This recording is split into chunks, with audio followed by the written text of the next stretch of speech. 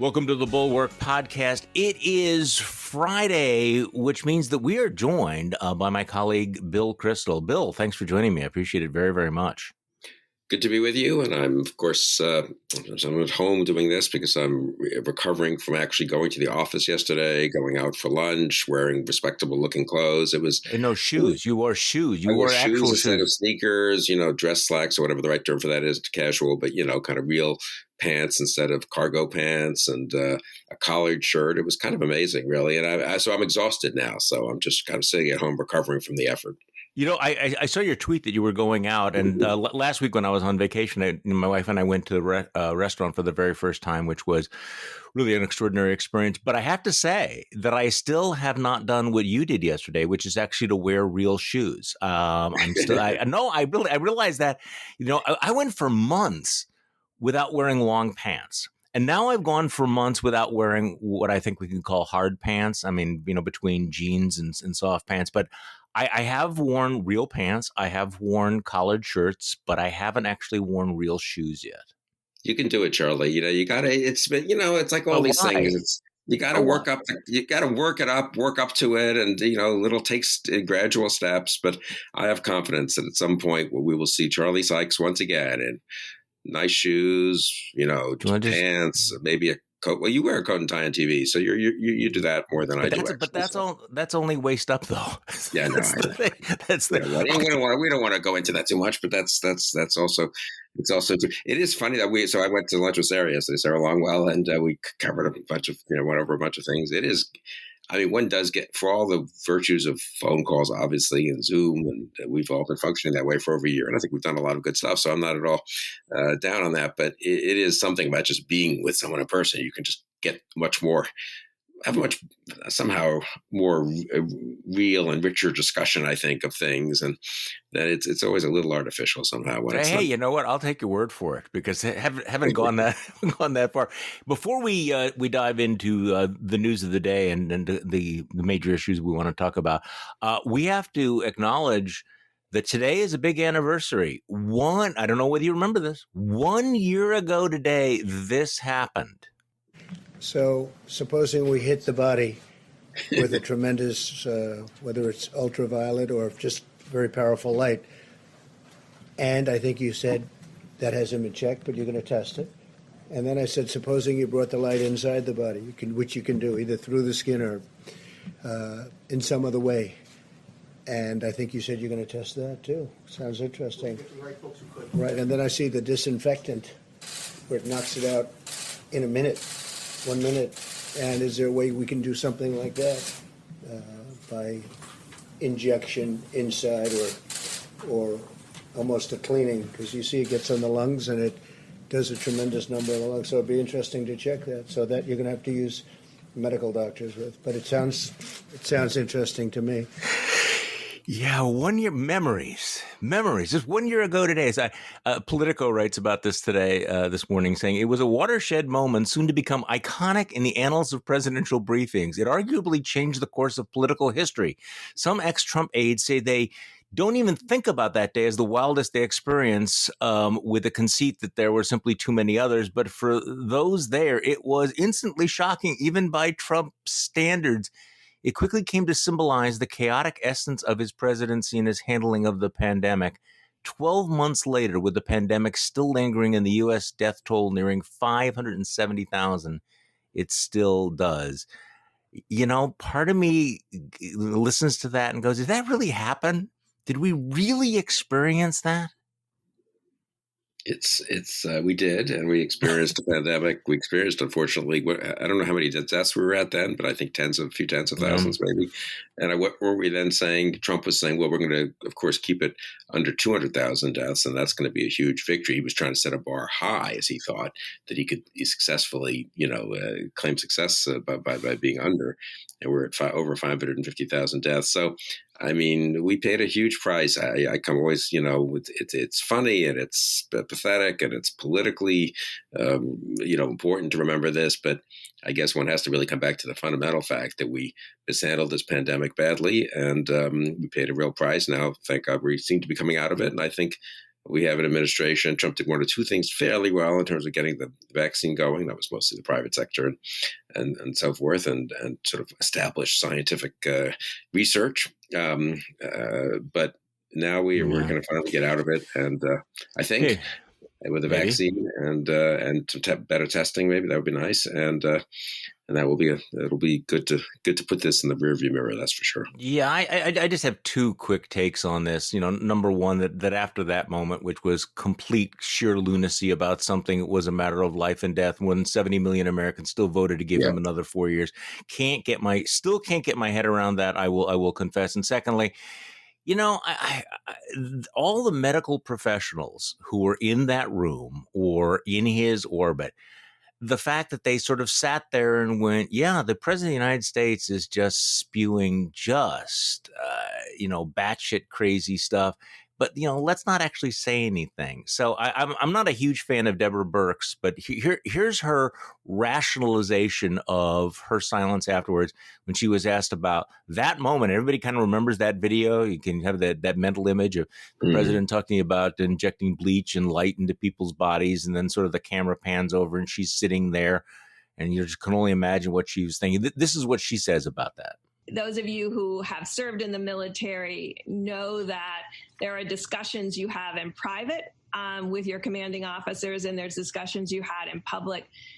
Frankly, I didn't know how to handle that episode. I still think about it every day. When I was spoken to, I said not a treatment. But I don't know. I guess some people thought I should run up on stage and interrupt this dialogue that was going on between the DHS scientist and the president. But I was just not trained in my years of training to react that way. Yeah, evidently not. I don't know. I think at some point, I understand the Faucian bargain was you wanted to stay in the room. You wanted to be a voice of reason, but 500,000 Americans dead afterwards. And you do wonder whether or not that was a moment for people to stand up and say, hey, people, we have a real problem here. And this is crazy stuff. And I'm not going to be part of this. What do you think? Very much so. And I just want to, our friend Olivia Troy was in the White House then, working on the task force with Deborah Birx and Tony Fauci, from both of whom I think she retains great respect. But she quit. And not only quit, she came out and said and explained how bad it was and how incredibly politicized and foolish and stupid and personally, dominated by Trump's prejudices the decision making was. And she said, you can't vote for Trump for re-election. For me, that I always come back to the re-election question. If you and you mentioned 74 million Americans, that worries and depresses me. What about the conservative elites, knowing everything they knew, who couldn't bring themselves to say in October of 2020, we defended certain things, we don't apologize for that, the judges are good, blah, blah, blah. But they supported him for re-election. And that, it's one thing to have rationalized things over 4 years. It's one thing to have stayed in the government, as Dr. Birx said. And I'm not sure she's certainly not wrong that there were people in there doing good things and trying to prevent worse things from happening. And we're glad that some of them stayed in and stopped some worse things from happening at different stages. But they were the ones who were complicit in pretending that it was good enough that we should give them another 4 years. I just can't quite get beyond. I know that you and I want to talk about David Brooks's column in the New York Times today, where he argues that the Republican Party is actually getting worse, that they're on this rapid downward trajectory, that things are even worse after Trump for a variety of reasons. And it's interesting when I read that, and again, we'll talk about it in a minute. This is something that I've been thinking about, is that if there was any illusion that conservatives or the right or the Republican Party would turn its back on this, would shake off the crazy. It's obviously been wrong, and it's not just. And this is the important thing. It's not just that they stay enthralled to Donald Trump. It's that there's a momentum toward I guess more illiberalism, more extremism, more authoritarianism, more white grievance policy that's genuinely alarming, but it's genuinely real. And while we're on this issue of the pandemic and the response to it, here's an example. And I look, this breaks my heart. I mean, if people think that I take any enjoyment from this whatsoever, no. Senator Ron Johnson, who continues to baffle me by his tinfoil crazy conspiracy theories. He went on one of the conservative talk shows in Wisconsin yesterday. The host is Vicki McKenna. I want to comment on that in a moment. And he's going off on vaccinations. I mean, the one thing right now at this moment, what will determine the fate of the pandemic is our success in convincing Americans to get the vaccine. We are close to the finish line, but we're not there, and we're not going to get there if we don't have millions of people take the vaccine. And here is the senior United States senator from Wisconsin, being all outraged about the push to vaccinate all Americans. So let's play this. This is Senator Ron Johnson on a local right-wing radio show here in my home state of Wisconsin. Squeeze every inefficiency out of developing vaccine. But, from my standpoint, because it's not a fully approved vaccine, I think we probably should have limited the distribution to it to the vulnerable, to people that really aren't, to the very young. I see no reason to be pushing vaccines on people, and I certainly am going to vigorously resist any kind of government use or imposing of vaccine passports. But they'll probably get the private sector to do it for government. And that could be a very freedom-robbing step. And people need to understand these things. So, again, you're talking about climate change is the next step. I don't think they're going to let go of COVID anytime soon. What is the point? Of course, the science tells us that vaccines are 95% effective. So if you have a vaccine, quite honestly, what do you care if your neighbor has one or not? I mean, what is it to you? You've got a vaccine, and science is telling you it's very, very effective. So why is this big push to make sure everybody gets a vaccine, and to the point where you better impose it? You're going to shame people. You're going to force them to carry a card to prove that they've been vaccinated so they can participate in society. I'm getting highly suspicious of what's happening here. It's about control, and it's about power. And if you crave control and power, you will do anything to keep control and power. And our big mistake was giving them access to it in the first place. Senator Ron Johnson, I hope you have a wonderful Earth. Oh, my God. I mean, first of all, I mean, this is really tinfoil hat anti-vaxxerism for the United States senator at this moment to be raising questions about the vaccine, to be suggesting that it is not necessary. And then you have this paranoid, it's all about control. It's that's the thing that's so disturbing about it, is the way these folks go down these rabbit holes of paranoia. So, I mean, that's just not crackpot stuff on a local talk show. I mean, that is just grotesquely irresponsible from somebody in Johnson's position. Yeah, totally. I mean, it's really terrible because it's, some people aren't going to get the vaccine as a result, I suppose, and they can get sick or they can get others sick who haven't yet been vaccinated. It's really depressing to hear that. And I guess I come back, though, and I think it's good to focus on the leaders and the elites. We've had this discussion before, but I'll say it again. There's 74 million people voted for Trump. Tens of millions of people are vaccine doubters, I guess, and so forth, and don't want to believe any of the public health experts who whether they're in government or not. But again, it would be different if people they respected, the senators they listened to, the president they used to listen to, the former president they still listen to, said, look, get the vaccine. Don't mess around with this. It's much better for the country. The faster more people get vaccinated. I mean, it would make some difference, I think. So I always come back to the irresponsibility of the elites, partly because I don't know what to do about the public. You know what I mean? It's so complicated. Social media and the culture, and, there are millions of things going on, right, that are hard to get your arms around. But the one thing we can do is have responsible people tell the truth to their constituents, to the people who are listening to them. And on those lines, and this is not at all comparable, and this really is heartbreaking in a sense, because George W. Bush is a heck of a lot better public servant than Ron Johnson. You and I spent how many thousands of man hours defending him on various forms of media over the years, and correctly so in many cases. But then he's quoted, was it yesterday, I think, that he sort of cavalierly sort of said, I wrote in Condoleezza Rice in 2020, as if that was clever. And really? I mean, really? That's just irresponsible. And fine, it's retrospective, so it doesn't matter, I guess, in a sense. And maybe his one vote wouldn't have mattered in Texas and all that. But what is the signal that sends going forward? That we don't have to be serious about the actual real choices we face in American politics between a responsible president and a totally reckless and irresponsible one. And incidentally, then let's get to our next topic. I think you want to talk about the David Brooks column and all that. It gives you no standing to say to the left, look, you've got to discipline your irresponsible people. Because George W. Bush, who's a serious person, is saying, I'm not going to bother disciplining the people on my side. I'm not going to actually vote for someone who could defeat Donald Trump. So I was really, I don't know, that got to me more than I expected, because I respect Bush. Ron Johnson, I've written off a long time ago. And it made me worry. If people aren't going to stand up against extremes of both sides, which means at times embracing the moderates on the other side, then we're in deep trouble.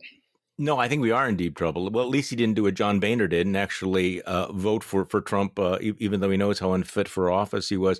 Just one comment on Ron Johnson, because I mentioned that, he went on Vicki McKennon's show, and you could hear her with her, paranoid stylings about control. People have asked me what happened to Ron Johnson, and I have a lot of guilt about this. I really do, because I go way back with Ron Johnson. He was a regular guest on my program. We talked very, very frequently, and of course we don't anymore. And I think, unfortunately, if you really want to know what's going on with Ron Johnson, the fact that I think that people like Vicki McKenna are now his go-to right-wing media sources. For example, she's the kind of conservative talk show host who used to always tweet out gateway pundit stuff. Way out there in the woolly fever swamps.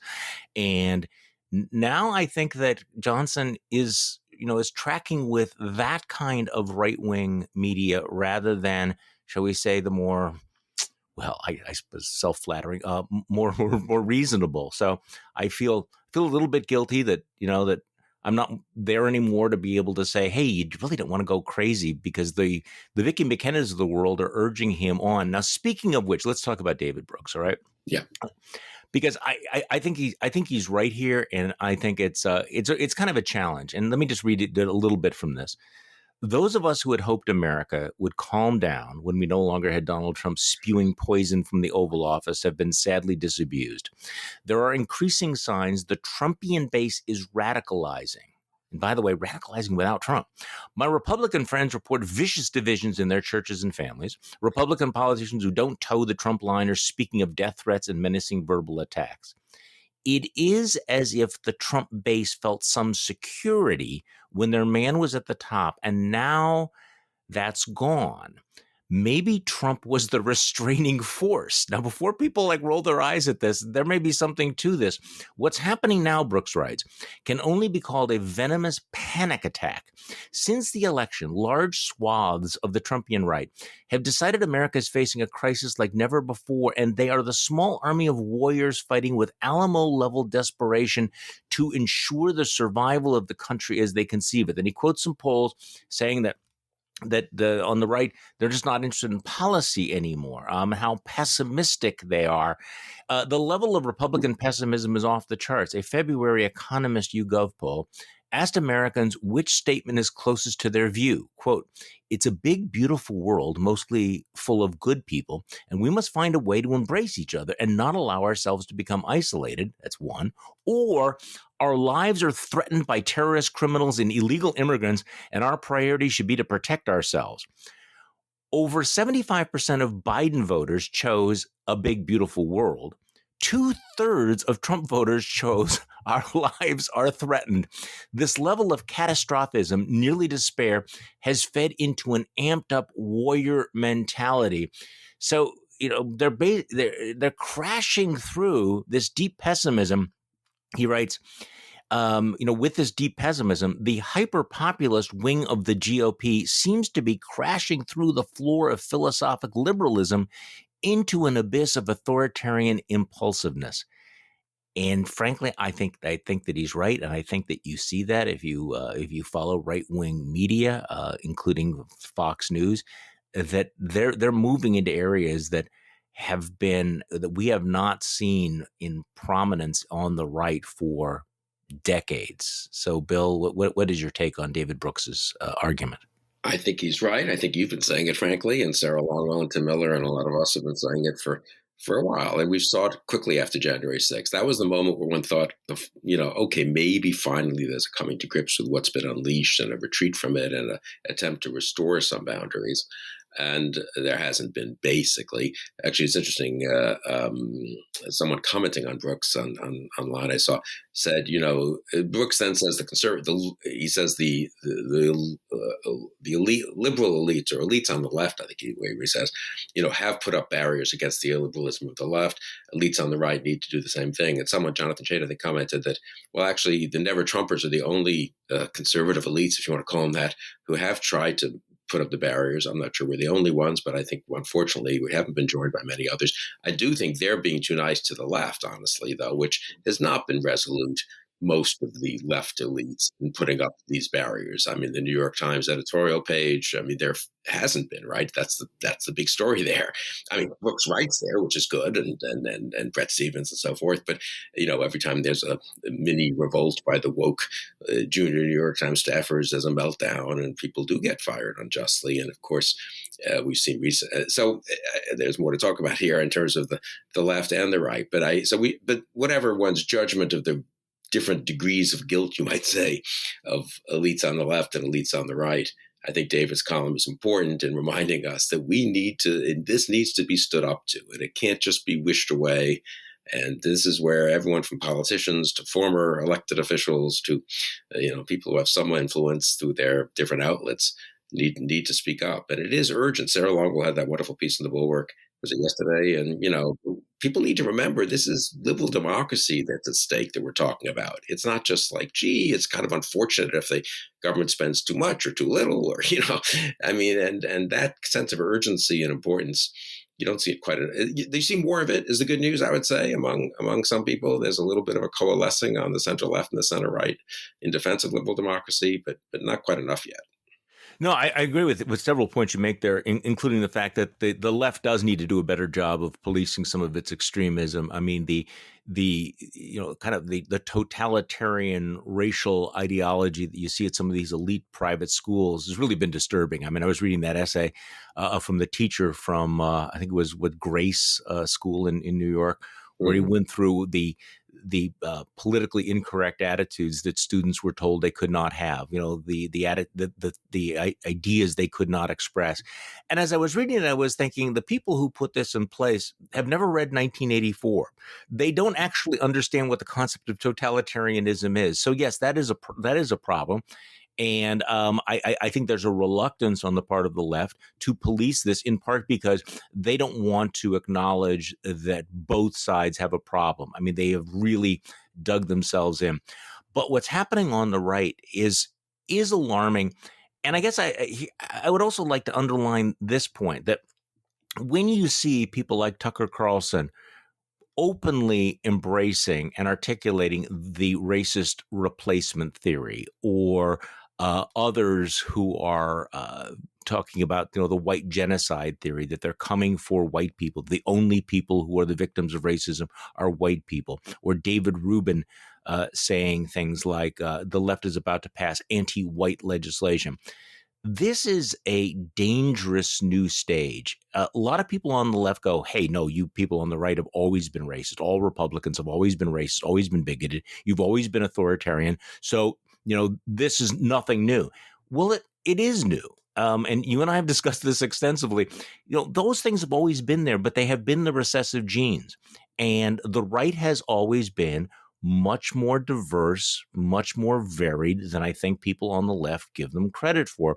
And what's happening now is the ugliest elements of the right are now moving into a position of much more prominence. And the fact that they're doing it post-Trump really ought to be alarming, because I think that those people who thought that Trumpism was just a cult of personality, which it was, and that it had no...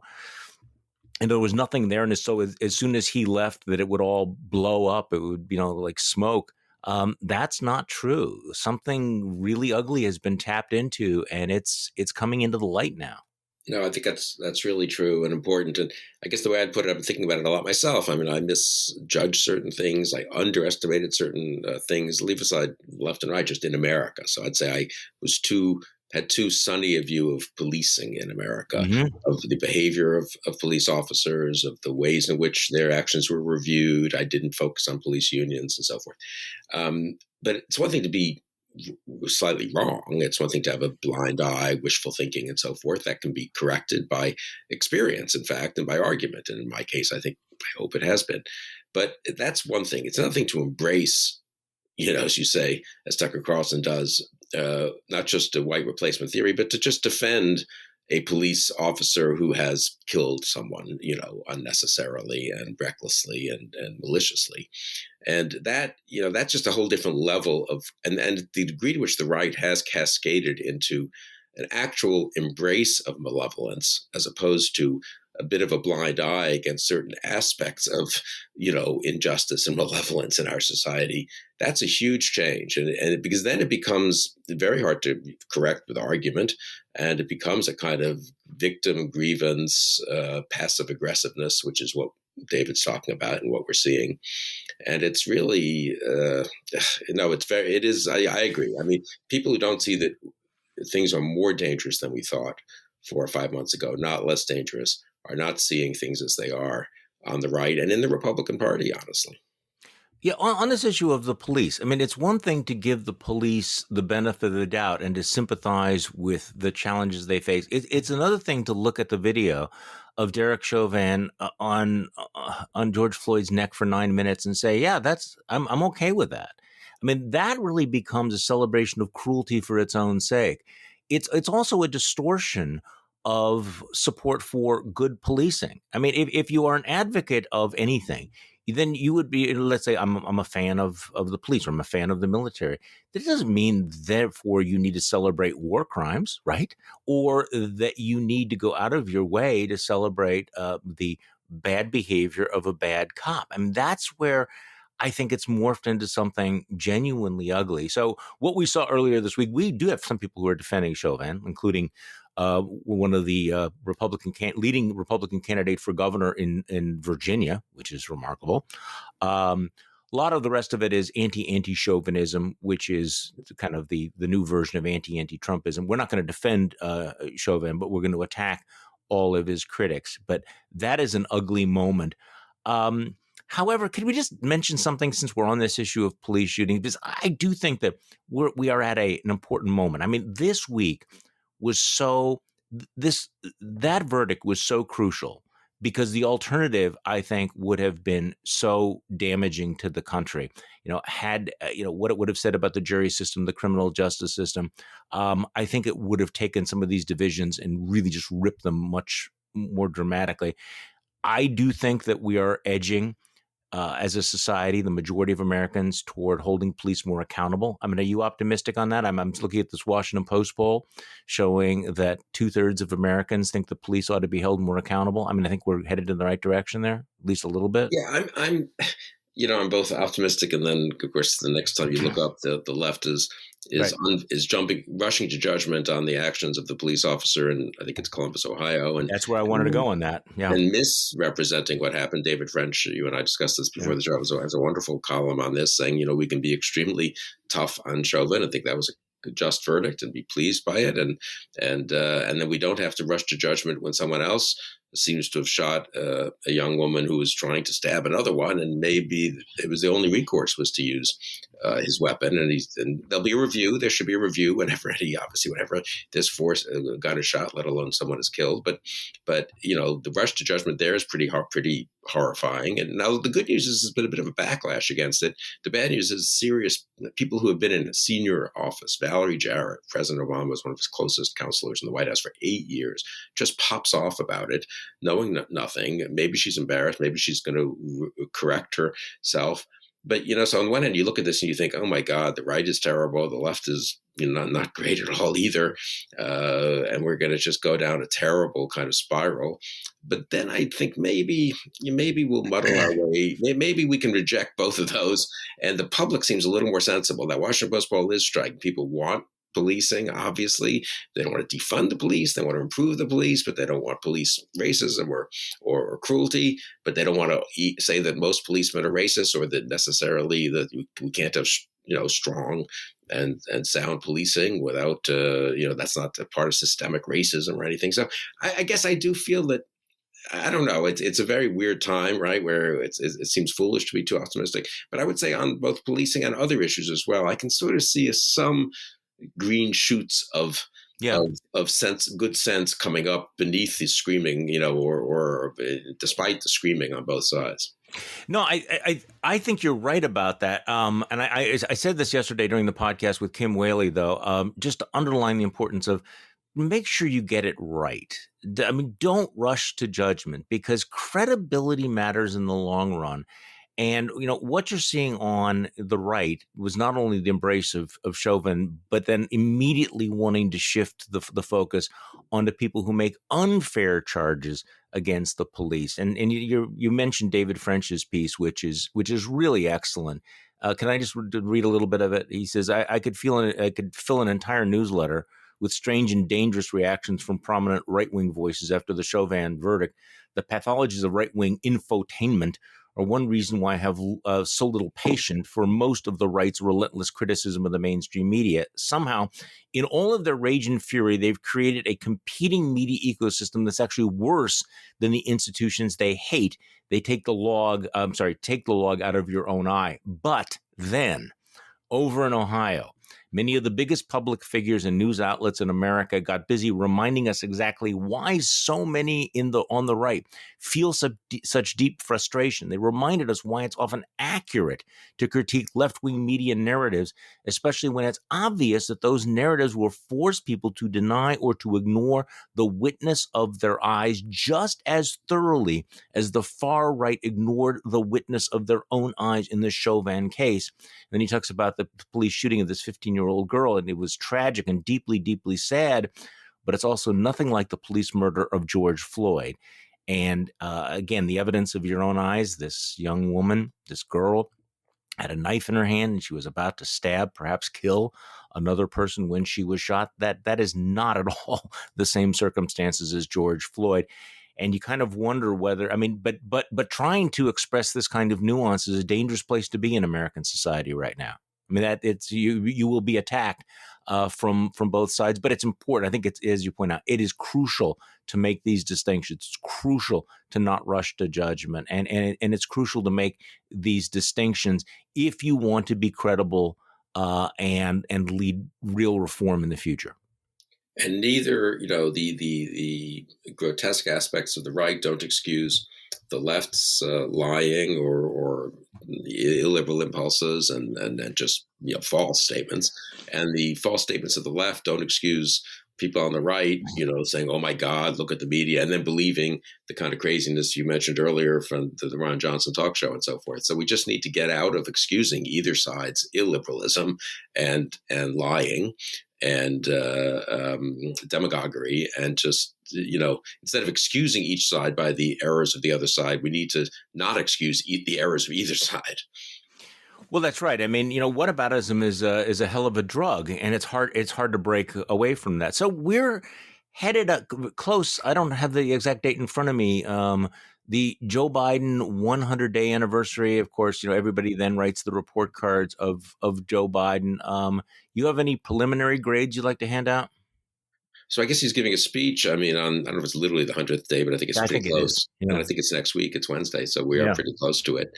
I give him good grades, very good grades, really, all things considered. I just a little bit more being careful not to throw around, I don't know, systemic racism. That's a complicated phrase, and I'm not saying in every instance it couldn't be defended, but I think in general it conveys a misunderstanding of the current challenges in America.